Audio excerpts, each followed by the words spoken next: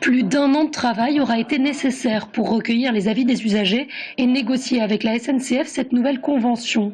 La région Centre entend plus que jamais contraindre la SNCF afin d'obtenir des avancées en termes de régularité et de composition des TER.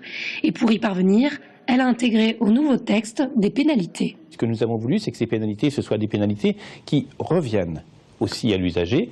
Désormais, un usager occasionnel qui vient prendre le train ne part pas, il y a une panne, il est remboursé de la totalité, et c'est bien normal, de ce qu'il avait apporté. Ce n'est pas le cas avant. Des pénalités pour l'usager, c'est un abonné qui connaît plus de 15% sur un mois. 15% soit de sous-composition, pas assez de place, soit de retard, soit d'absence de train. 15%, à ce moment-là, sur le mois d'après, la SNCF, c'est dans notre convention, sera tenue de lui faire un rabais de 30% sur son abonnement. Donc, des pénalités pourraient également être reversées à la région jusqu'à hauteur d'1 million d'euros. Coût total du TER pour la région Centre, 150 millions d'euros, avec comme nouveauté 4,5 millions attribués à la maintenance. Objectif, faire du préventif afin d'éviter les pannes.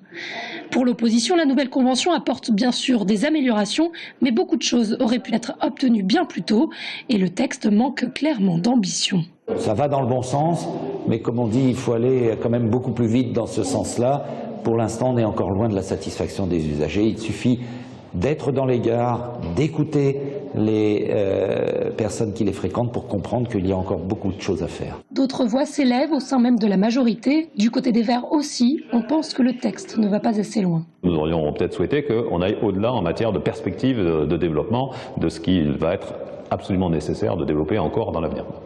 La nouvelle convention déterminera la gestion et le financement des TER en région Centre pour les 7 prochaines années.